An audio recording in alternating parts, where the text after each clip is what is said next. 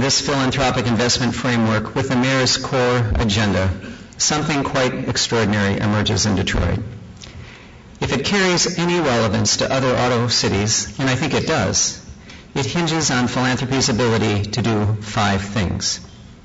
First, philanthropy is helping crystallize a coherent municipal picture, one that blends the public sector's core competencies and responsibilities with philanthropy's willingness to invest in the requisite preconditions for an improved quality of life, in new trajectories of economic opportunity, and in community support structures for kids and families.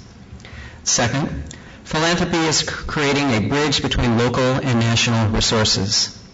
On one hand, a foundation like Ford or Kresge can translate local activity to national foundations, banks, investors, and agencies of government, looking for reassurance that the local environment is capable of collective efficacy. On the other hand, a Ford or Kresge can also help local actors connect to promising engagements with federal resources. Third, philanthropy is taking on risk that is difficult for the public sector to undertake and that lies outside the comfort zone of private markets, a form of social venture capital. Convening anchor institutions, seeding a transit line, exploring green jobs, investing in entrepreneurialism, all of these work against customary calculations that the risk equation in Detroit is too high and the return is too low. Fourth, philanthropy is aggregating investment capital at a time when discretionary capital is non-existent. When I first met Luis probably 2 years ago, he asked me how much the national and local foundation community was spending annually in Detroit.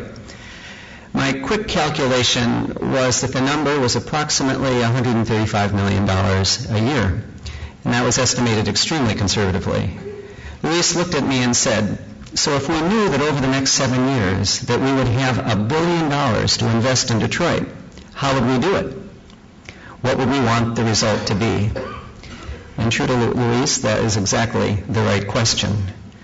With our Reimagining Detroit framework, I think we have begun to answer it.